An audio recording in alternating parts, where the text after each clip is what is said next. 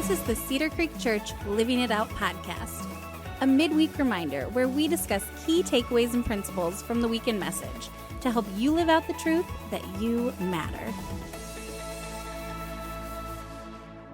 Welcome to the Living It Out podcast. My name is Kelly Pagel. With me, Brian Dario. Hello. It's like we're on your home turf. We are. This is a very familiar place here. I feel like I'm at home. Yeah, it's great. I'm Welcome loving to my the studio. Space. We are loving it. We are loving it. And so for most of my guests, it's like, ooh, the studio, and you're like, yeah, this is where I live. This is where I hang out. Yep. But we're glad you're here. I don't often get to see you in this room, so I'm glad to have you on the podcast. I'm thankful today. that you asked me again. Yeah, it's been a while. It has. Yeah, so we're in summer now. We are in summer, and I can't even believe we're in the fourth week of Sounds of Summer. I'm not ready for that because that means we're at the end of June. We're hitting July. That means school's coming back. Yeah. It means a lot of things. I love the series. Right. But it also means school's coming. Yeah, it almost feels like summer's over. Yeah. But anyway, it has been a lot of fun with this series. Yep. And we do have one more week. So we are in week 4. As I said, we'll have one more week after this. And as you've been listening through and thinking of your own summer songs, favorite summer songs, what do you have? Man, music, I love it. And I think we touched on it a couple of weeks ago where it helps connect you to memories. Mm-hmm. And that's what music does for me. It takes me back. And so Ants Marching, Dave Matthews Band that Ben did, it just takes me back to high school and all the memories. And it really does feel like a summer song. But when he kind of dived into that, into that, you're like, oh, these are kind of depressing lyrics. When you actually really cool melody. Yeah, right. But I'd say Ants Marching was my jam. Was your jam. What about you? Okay.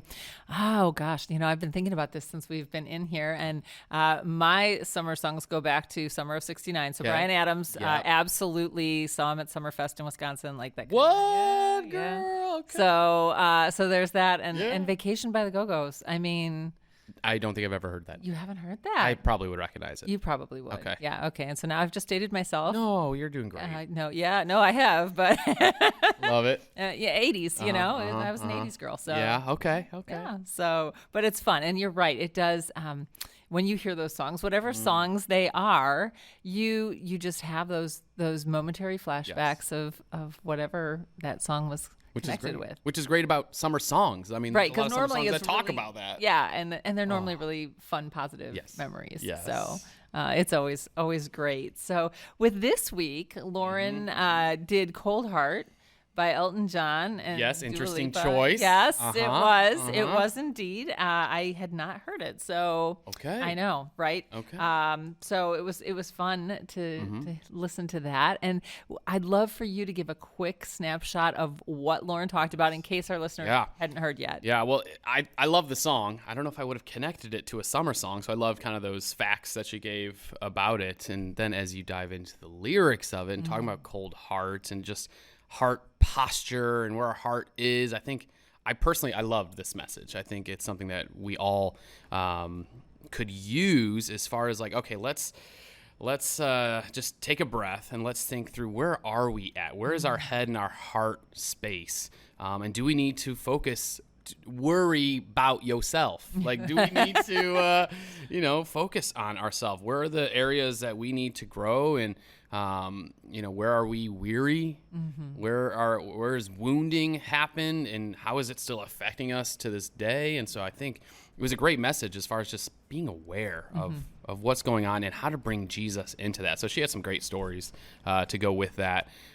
So I would say in general, the way that I would probably paraphrase it is again, just an awareness of where yourself is and then how to, not bring Jesus in, but live into what Jesus has for you through all of that. Yeah, that's great. I love how you mentioned living into what Jesus has versus just kind of making him an add-on. Right. Yeah, no, that's great. And it was a very practical message, I think. Yeah. And great information for us to just process on and think about as we think about where our heart is in where we're at today. So, some of the things that she talked about was this idea of the weariness and the wounding that she mentioned, and then also that surrender, which is what you spoke into, like leaning into him.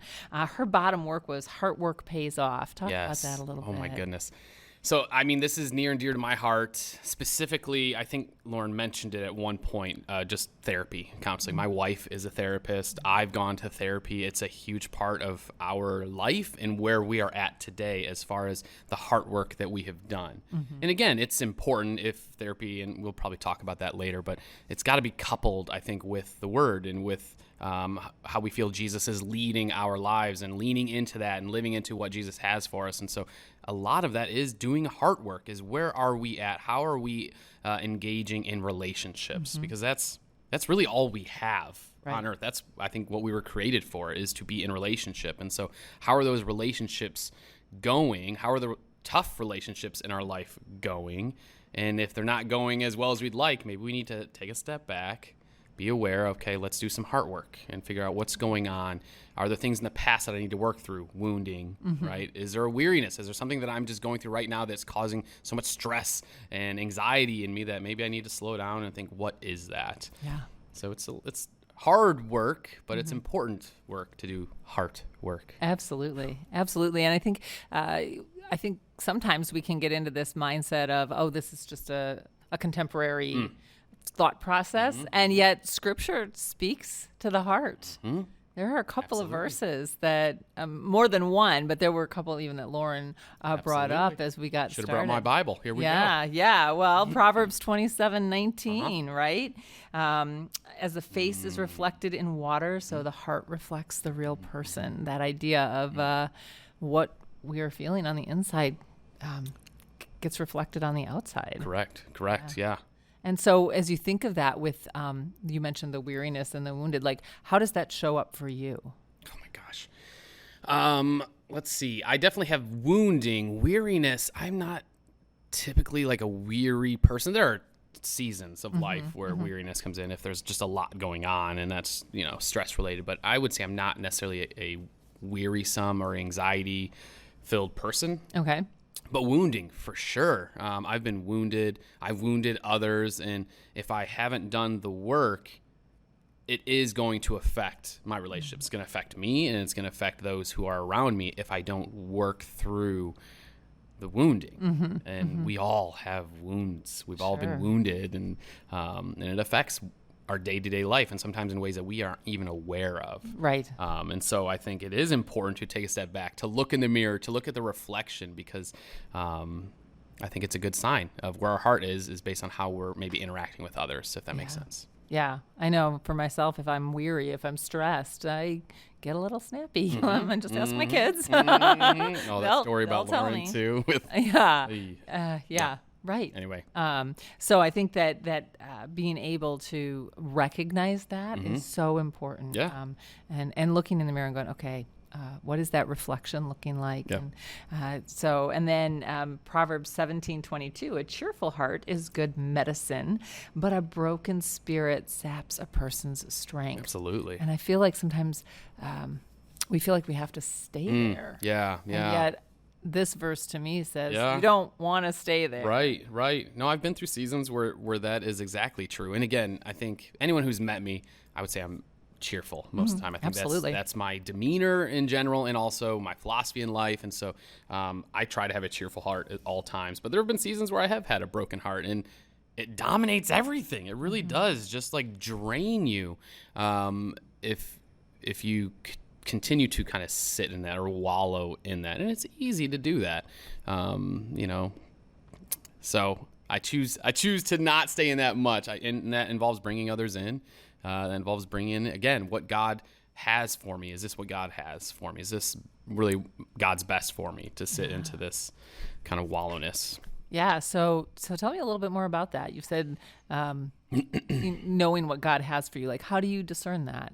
I think Lauren mentioned, it's definitely Scripture. I think if we're reading Scripture out of, I hesitate to say a correct lens, because we have numerous denominations that have different interpretations of Scripture, which I think is important then to bring others in. So let's read Scripture. What does Scripture have to say about our life circumstances? And then let's bring other godly people who we trust into our life to speak into it, because God uses others.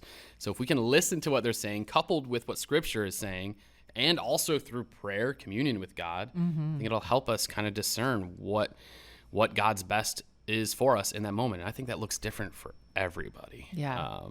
And I think we can't just put one solution to a problem. No, I mean, I heard 3 potential prongs, and I'm sure there are more, but that's what came out was that idea of Scripture being foundational to that, and that community base. It's huge.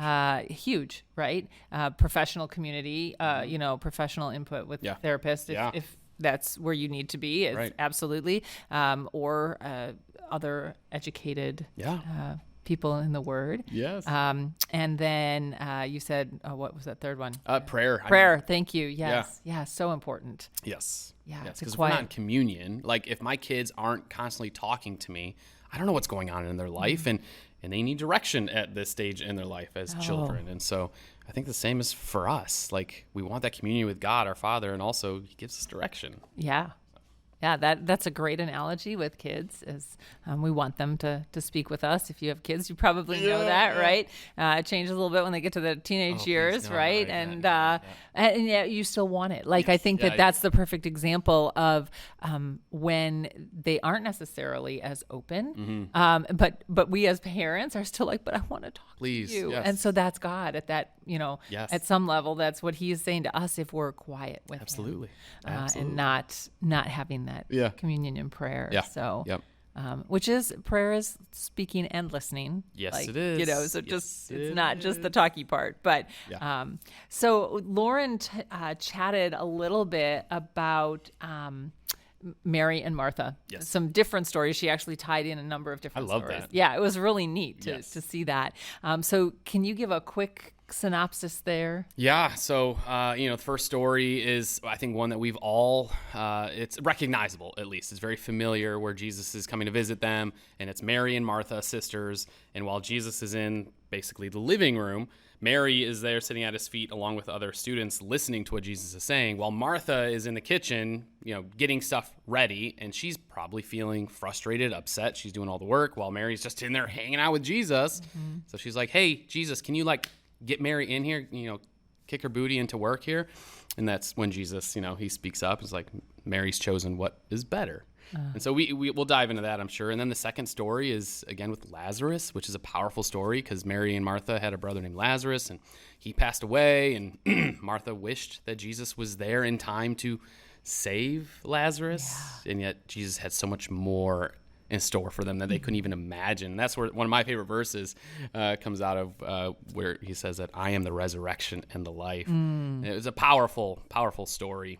And then the third one that you talked about is kind of the scene after Lazarus's resurrection, where they are reclining at the table, and we see Martha a bit changed through these experiences. Yeah, it was interesting to. There was no commentary, at least, on her mind state. Like it was just she was serving, and whereas the other 2 stories did step into the where she was at her with heart, her heart, situation.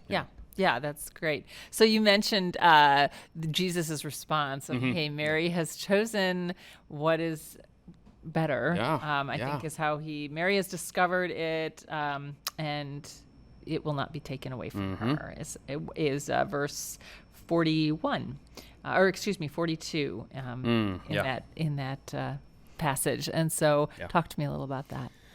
Gosh, this is an important passage for me personally. I think it's a great story just about the dynamics between Mary and Martha and Jesus not scolding, which I love because I think I've heard this story told in a way of like Jesus saying, Martha, Martha, Martha, like scolding. And I love what Lauren, how she kind of shared the story. And I don't believe that was Jesus' scolding. I think He was sharing with her, like, there's so much more that you could have if you were to just breathe, rest, see what is before you, right?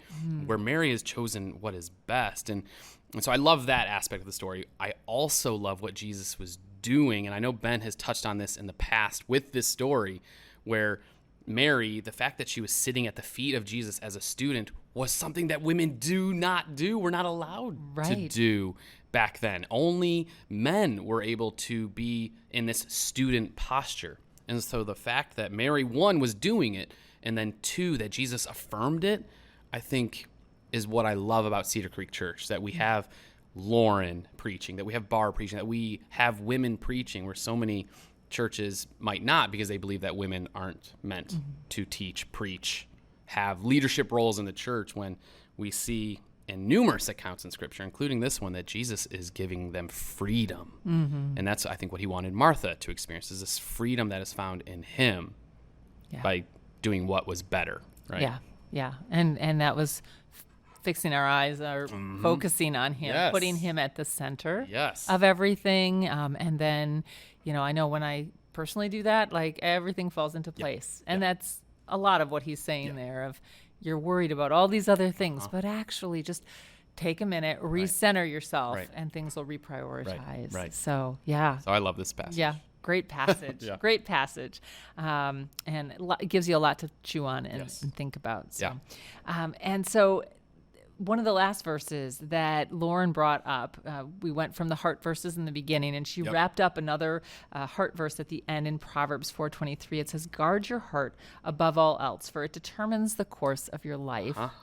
And so my question is, okay, great, love it. Yeah. Well, now how? How do we guard our hearts? What does that even mean? Right. Well, I think what's important, I don't know I can't remember if Lauren touched on it, but, the way that we talk about in our Western kind of culture, the heart is emotions, is feelings, right? We see that in pop culture and everything, where I think back then in Hebrew culture, that heart really embodied everything. So mind, intellect, consciousness, kind of this like Jiminy Cricket feel of what is right and what is wrong. And I think if we read through Proverbs, we see King Solomon kind of telling his son and others, like, be careful, be aware, guard basically your entire life against a lot of things. And Proverbs talks a lot about adultery, talks a lot about pride. And so I think this specific passage, what he's talking about, I think is actually,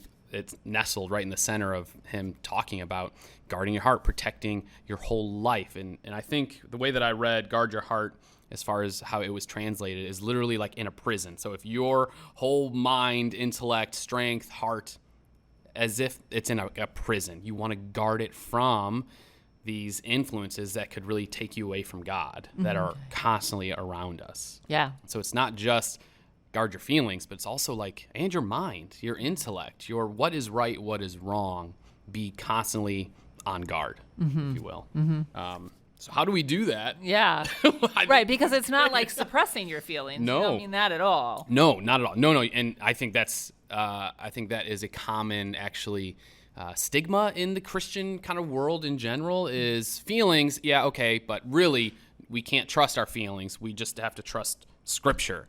And I think, well, God, he designed us to have feelings, and I think they are an alarm system as well for us. Our feelings, to a certain extent, tell us, okay, something is happening, something's going on, whether it's positive things or negative things. There is a reason behind our feelings, and to be aware of those. And so I think that's one thing, the most important thing probably, as far as how do we do this, is we need to like put on a cap of awareness. We just need to be aware of why we do what we do, and oftentimes that takes others to speak into it. Yeah. So we got to humble ourselves. Oh, that's, yeah. And that's not easy. No, it's not. Like, humility is not fun.